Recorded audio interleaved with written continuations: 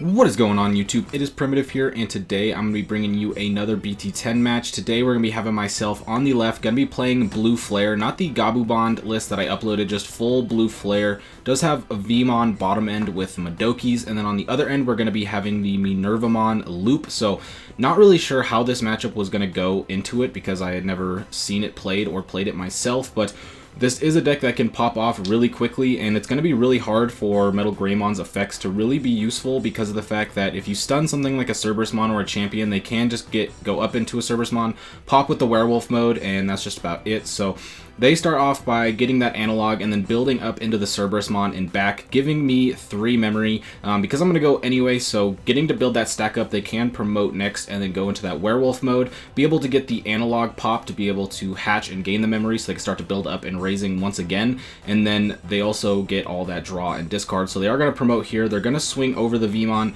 Makes sense if you're just going to pop it with werewolf anyway, then you want to get rid of that Vmon, swing security with that werewolf mode, but now going with the draw discard, gonna put promote in there, so gonna have that later for Mastamon if you want to play it off Mastamon. Could also play it off of the Minerva if you want, but the older Mastamon combo to be able to trash top security then play out the promote is a pretty famous combo in these purple loop style decks, so gonna swing in with the werewolf mode here. Does survive the check, not too much in Blue Flare that is actually going to be able to get rid of werewolf mode, and there's not any like hard removal, so it's going to be relatively safe there. And now they're going to go with another analog, going to be able to get more cards in trash and then be able to search out that Cerberusmon to once again build another Cerberusmon in raising, meaning that going into next turn they will be able to promote once again, be able to kind of repeat with that werewolf mode, and then with the double analog they will be able to gain enough memory to start to threaten to be able to go into a mega here. So going into my turn, I don't have a rookie, which is going to be pretty rough because I'm not going to be able to get any cycle or build, so I am just going to go with the Decker Greymon here. Can put the Deckermon underneath, which means that I'm going to be able to stun this werewolf mode, but also going to be able to put the male Birdmon underneath, mostly to try and get the stun effect in future turns, but also just get it out of my hand. If I do have my source go down, I can material save it.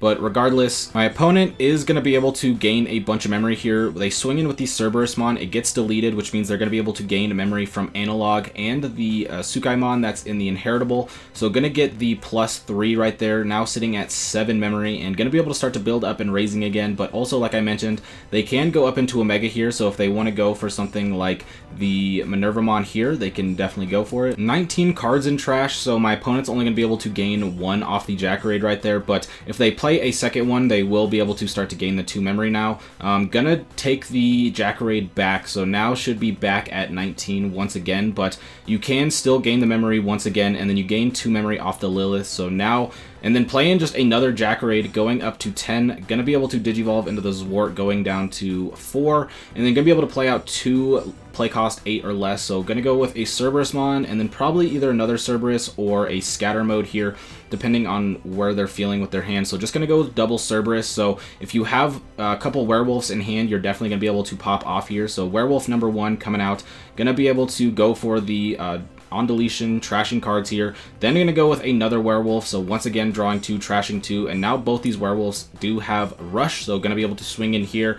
Does hit a memory boost and then a Madoki. The memory boost can help, but because of how weak my last turn was, it's not going to help too much, and then the Mastamon's going to come out, be able to trash the last security, and then be able to go for the promote and rush for game. So as I mentioned earlier in the game, want to get the promote in trash for that reason, so was able to take that game pretty decisively. But now going to be going into game 2, going to have my opponent go first, and they are just going to start off by putting me to 4 with a scatter mode, so no rookie, but still want to be able to get that cycle going, be able to swing in, get some early checks as well. And I'm going to go with a Greymon to be able to search out my top 4, grab 2 blue flare sources, and then I'm just going to Digicross up into the Metal Greymon, which will be able to stun the scatter mode, so that way it wasn't going to be able to swing in there, but I did have to put them to 3 with the Digicross, which means that they were able to Digivolve up into the Cerberusmon, use the werewolf mode to pop it, be able to get the draw and trash, and then now going to play out the Minerva, so that is a little bit annoying because this is a deck that wants to be able to play out multiple Digimon, so if I on play here, they are going to be able to play out a level 4 or lower. We know that scatter mode is in there, so me playing a Digimon essentially results in them having to play out that scatter mode, which is something that I'm going to have to deal with here, but going to go with Decker, putting the Decker Dramon underneath, so that way I'm able to stun the Minerva here until my opponent's next turn. And then I don't really have anything else to do, so I am considering if I want to pass or hard play here, but I decided to go with the Madoki to put my opponent to 2, be able to stop things like Jack Raids from being able to be played, and then Minervamon's effect will activate, so gonna play out that scatter mode. Not gonna be having Summoning Sickness since it was played on my turn, so they are gonna swing in, but hitting that 1k Gaussmon will survive. Still have cards like Calling of the Darkness and Deathclaw to be able to pop it, but maybe not having it because they just build up into Cerberusmon in the back, which is great for me because them having 2 more Digimon means I will be able to unsuspend my Decker with the Greymon inheritable, as well as be able to stun with the Male Birdmon. So gonna be able to swing unsuspend here. Looking at who I want to stun, just looking at what my hand could be. So we are going to go ahead and stun the Minervamon here just because it does have that Retaliate, and we're going to swing into Jack Raid, but we do have Madoki, so not going to be able to gain any memory there, and Madoki really showing its strength. I was playing it out there to be an anti-Jack Raid potential, mostly for on play, but also working in security for me right there. Now going to Digivolve into another Decker Greymon here, be able to get the Wind Digivolving effect to stun the other scatter mode, but mostly just trying to get some cycle going. The 2 to Digivolve over level 5 is pretty nice in being able to get that extra cycle, plus it has Armor Purge, so being able to Armor Purge into another Decker Greymon that has Armor Purge is very nice for being able to keep stacks on the board. But now gonna go with a Leomon just to pass at 1 and also set up for next turn to be able to swing in and potentially get more checks, but gonna swing in with the Cerb here. It does survive, so unless they have a werewolf mode, they're not gonna be able to get the on deletion here, and if they don't have the werewolf, then it could be a little bit harder for them to be able to get the extra checks that they need in right now. They only have 2 security right now. I have 3 Digimon, and one of them is able to unsuspend, so it actually equates to 4 attacks to 2 security, so right now they are being threatened. I do believe Devimon blocker is in this list, but you would have to probably hard play it. So now just going to go with the Calling to be able to pop the Cerberusmon. Going to resolve the Calling first, and then going to be able to get the on deletion effects. Plus the Analog is going to be able to gain them 2 memory, hatch that egg, and once again being able to build up. So Analog very, very strong in this deck. Really just gives you so much. Now that we resolved the Calling, it's time to resolve the on deletion effect. So gonna play out the Eismon, draw 2, trash 1. The Eismon could go up into the promote. We did see them take that off of the Calling, so you could Digivolve for 1. You will gain that rush, so you can be able to attack in, still be able to keep turn. But with the Minerva and the scatter mode stunned, it is gonna be a little bit rough to be able to try and prevent game from going. If you have 2 or more Digimon, then the Male Birdmon inheritable will just stun the blocker anyway, even if they were to play out the Devimon blocker. So gonna have to try to figure out some way to just kind of turbo out and be able to go for game here, but I don't think they're gonna have the memory to do it because of the Madoki on the board. There we see the Devimon blocker, so definitely in the list, and then just gonna pass at 3 here. Can't get any more swings in, decided to not go for that promote, and probably hoping that security will be able to save them here. It will be a lot harder because of the fact that Jack Raid is shut off right now from passing turns, so I'm going to swing, I'm going to unsuspend here. I'm going to swing with one of the level 4 or lowers just in case I do hit a Deathclaw right there, and then be able to swing with still another swing on board to be able to get an extra check, but more than enough there. So starting off game 3, I'll be going first with a Greymon, which is going to be able to double hit, and then my opponent very swiftly plays a scatter mode into pass.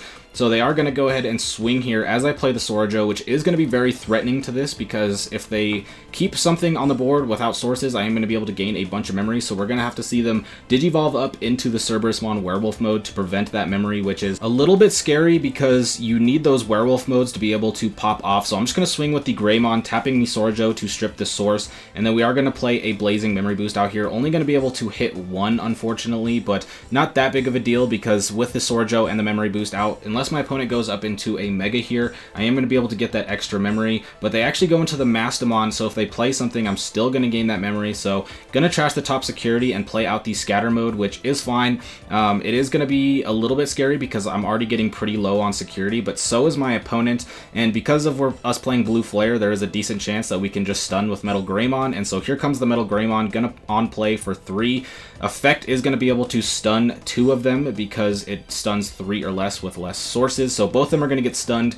Since they have 2 Digimon, I am going to be able to unsuspend, so I'm just going to go with the Sorojo to strip sources, put them in a position to where it's going to be much harder for them to be able to Digivolve on top of this Mastamon. They'd have to go for Zwart, which is just a very big investment to play around Sorojo. So with Sorojo on board, plus the Blazing Memory Boost, I'm looking pretty decent next turn to be able to go for game. This has already been a very, very fast and aggressive game from both sides. I'm down to, I believe, 2 security to my opponent's 1. And as you can see, my opponent is having to make some really interesting plays because of the position that they're in, playing the Calling to delete the Mastamon, and then Digivolving the Promote over the Scatter Mode, pretty much just to play around Sorojo and give me as little memory as possible. But since they did give me 2 memory, I know I have game for sure. I can swing. I'm not going to tap Sorojo. I can't unsuspend, but I do have the hybrid for game. So if I did hit something like a Jack Raid right there, I would be able to just pop the Blazing Memory Boost, have the 2 memory to be able to go into that Kuma and go for game. So Blue Flare going to be able to take it over the Minerva. Much closer games, I feel like. The first 2, the third game, very fast. But if you enjoyed, be sure to like and subscribe because I'm going to be bringing you even more BT10 content. But I hope you have a fantastic day, and I will catch you next time.